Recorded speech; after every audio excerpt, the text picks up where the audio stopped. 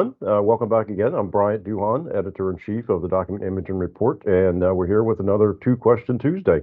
We have with us today Max Vermeir. I knew I was going to get that wrong. Max Vermeir, who is Senior Director of Technology Product Marketing at ABBYY. Thanks for joining us today, Max. Oh, very glad to be here, Brian. So really, thank you for inviting me. I'm excited to join the series and talk a little about what technology is doing these days in the market and just in general. It's Uh, exciting times in technology right now. it always is, right? So, AP.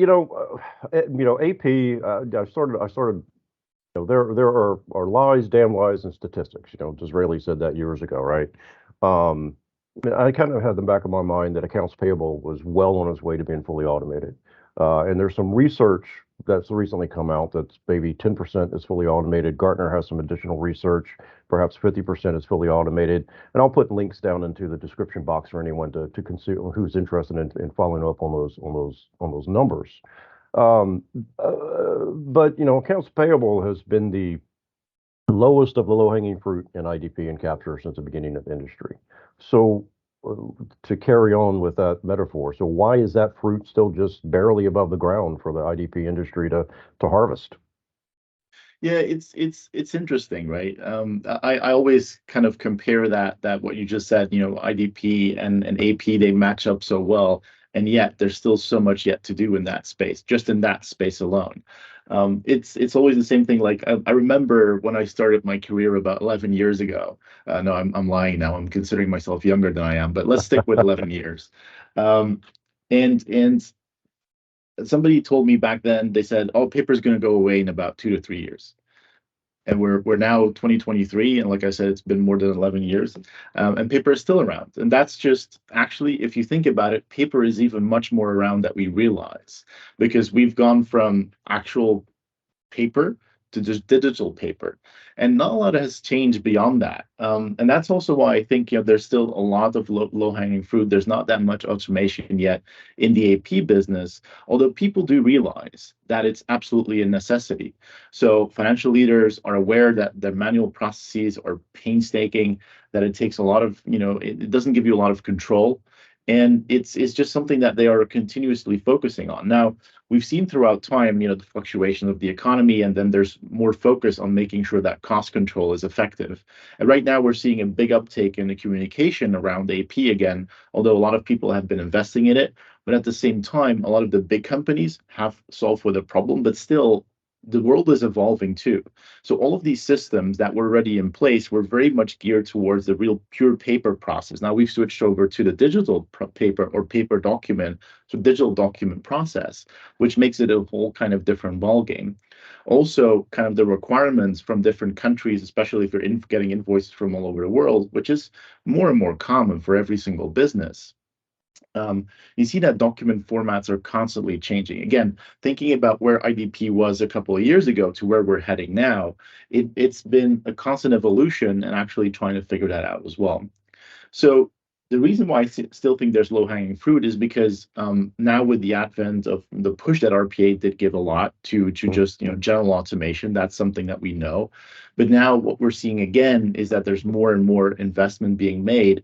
One, from the cost control perspective, simply because continuous improvements to operating margins is good for everybody because it reduces transaction costs. So reducing transaction costs through really automating these highly repetitive tasks is absolutely essential. And investing in technologies to gain data-driven visibility and better allocation of working capital is one of the main gains that you can really get out of this. Still, it's interesting because I think honestly, and this is purely my own opinion, is that in general, the technology of IDP, even though it's been around for a really long time, not everybody is actually aware of it. I talk to customers still today that talk to me about, oh, it's great now that only now in the last couple of years we have computer vision. Well, no, computer vision was invented before I was born, and I hate saying that, but it's absolutely true. Right. So I think there's a lot of different factors that play into the fact that not a lot of this has been automated. but it's great to see the kind of outcomes that we can deliver for our customers when they actually do go on that journey. For example, at Metro Digital, we've been able to have really drastic cost savings for their invoice processing cycle. Carlsberg, I love talking about that one because they now have a Right. 92% touchless order process. So that means that every single beer from Carlsberg is getting into your fridge a lot faster thanks to us, amongst others, obviously. But it's there, and efficiency gains are absolutely possible. What I will say is that even continuously the involvement of technology has made the time to ROI even shorter than it was before, especially in the AP process. Okay. It's funny you should mention, 2 or 3 years paper is going away. I remember when I joined AIM in February of 1995, there was a poster on the wall that said the paperless office is here. And yeah, we're still waiting, right? Yeah. Um, uh, so picking back up on what you left off there at the end with some new exciting advances in technology. So what is new and different about technology today? Excuse me, today that can allow for finally full AP automation. So I think a couple of things have happened pretty quickly. If you look at it at the, I always love looking back at these timelines when certain big events happen in human history, right? And if you think about it, the timeline in which events are happening when it comes to technology are getting shorter and closer to each other.